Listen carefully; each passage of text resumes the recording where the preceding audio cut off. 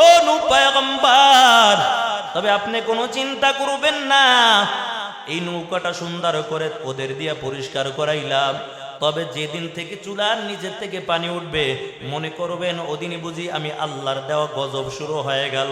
হঠাৎ করে নূহ নবীর স্ত্রী রান্না করতেছে, তাড়াতাড়ি নূহ পয়গম্বর ডাক দিয়ে বলে, ও স্বামী আমার, তাড়াতাড়ি ঘরের মধ্যে আসেন, নজর করে দেখেন চুলার নিচের থেকে পানিগুলো শুধু উপরের দিকে উঠতেছে। নূহ নবী মনে করলেন আল্লাহর দেওয়া গজব বুঝি শুরু হয়ে গেল। ডাক দিয়া ইমানদারকে ডাকে, কো ইমানদারের দল, আল্লাহর কাছে বলে, আল্লাহ এই নৌকার মধ্যে কাকে নিব এখন বলো। আল্লাহ জানাইয়া দেয়, ও পয়গম্বর নূহ, আপনি প্রত্যেকটা জাতির থেকে জোড়ায় জোড়ায় নৌকার মধ্যে উঠাবেন। তবে নৌকাটা 3 তালা পর্যন্ত ছিল। আল্লাহ বলেন, পয়গম্বর এক এক তালার মধ্যে এক এক ধরনের প্রাণী রাখবেন, আপনি নিজ তালার মধ্যে একদল প্রাণী রাখবেন। আল্লাহর কথা শুনিয়া নূহ পয়গম্বর বলে, আল্লাহ এখন যে আমি নৌকার মধ্যে উঠাইব, তবে 2 জন পুরুষ উঠাবো নাকি 2 জন মহিলাই উঠাবো?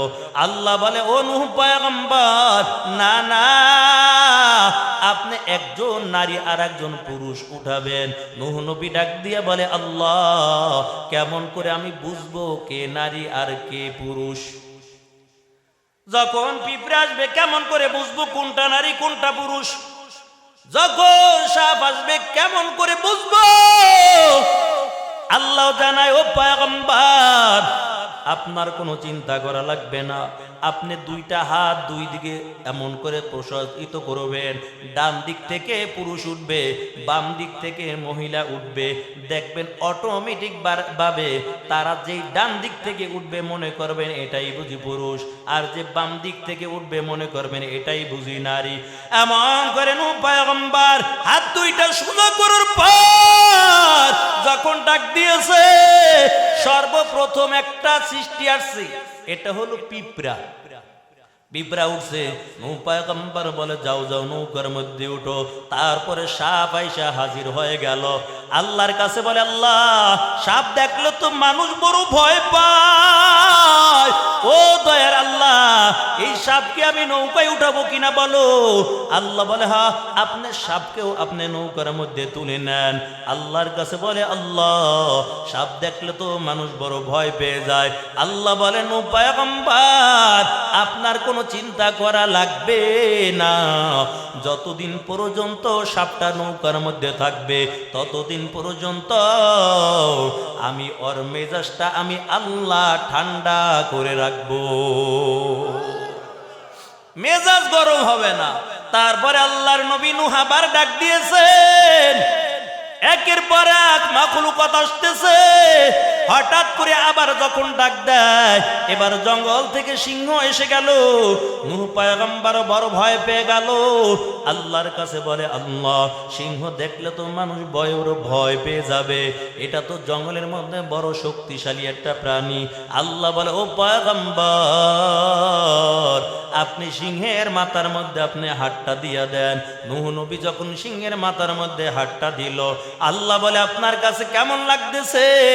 নূহ নবী বলে, ও দয়ার আল্লাহ আমার মনে হয় সিংহের মাথাটা বড় গরম দেখা যায়।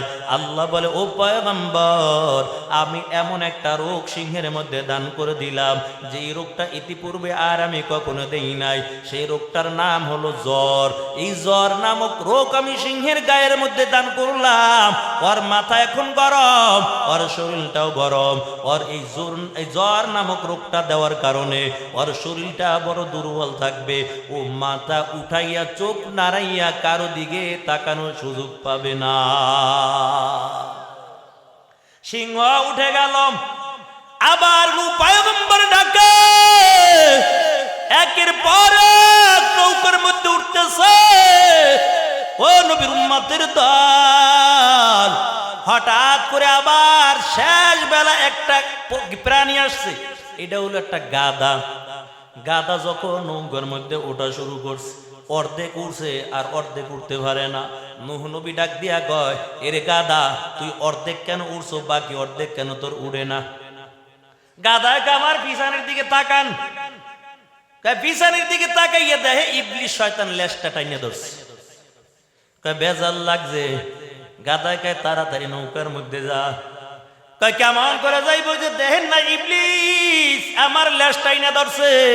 এই নবীর উম্মতের দার কয় এত প্রাণী থাকতে কেন ইবলিসা যাইয়া গাদার লেজটা টাইনা ধরলো?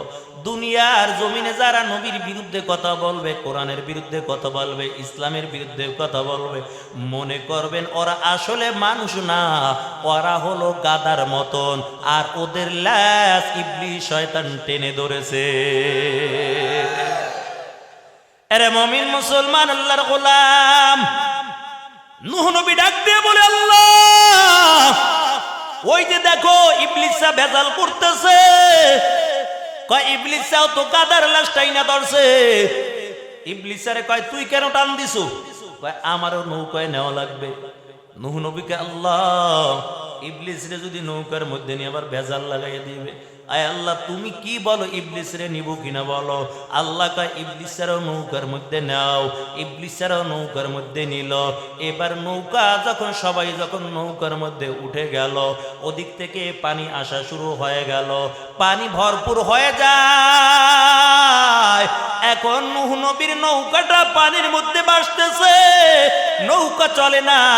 আল্লাহর কাছে বলে আল্লাহ নৌকা তো বানাইলাম, এই নৌকা তো এখন আর চলে না, এই নৌকার ইঞ্জিন কোথায় পাবো? এই নৌকার ইঞ্জিন তো তুমি আমাকে দাও নাই।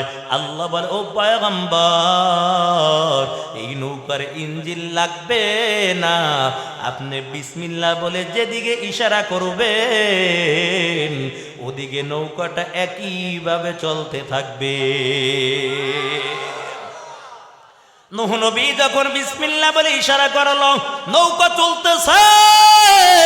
ও নবীর উম্মতের দল, তাফসীরে কিতাবের মধ্যে লেখেন এই নৌকাটা তামাম দুনিয়ার জমিনের মধ্যে ঘুরছে।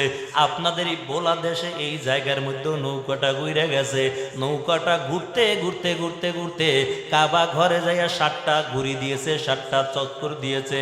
7টা চক্কর দেওয়ার পর নৌকা আবার যখন থেমে যায়, আবার আস্তে আস্তে পানি কমা শুরু হয়ে যায়। এর নবীর উম্মতের দল, পানি যখন আস্তে আস্তে পানিটা কমে গেল, নূহ নবী ডাক দিয়া বলে কে আছো? পানিটা যাইয়া পরীক্ষা করবা কত হাত আর জমিনের মধ্যে পানি আছে, 1 হাত আছে না 2 হাত আছে না 2 আঙ্গুল আছে। হঠাৎ করে নূহ নবী ডাক দিয়া বলে ওরে কাক পাখি তুমি যাও, তুমি জমিনের মধ্যে যাইয়া একটু পানিটা মাপ দিয়া চলে আসবা। কাক পাখিকে যখন পানি মাপার জন্য পাঠাইয়াছে, এই যে কাক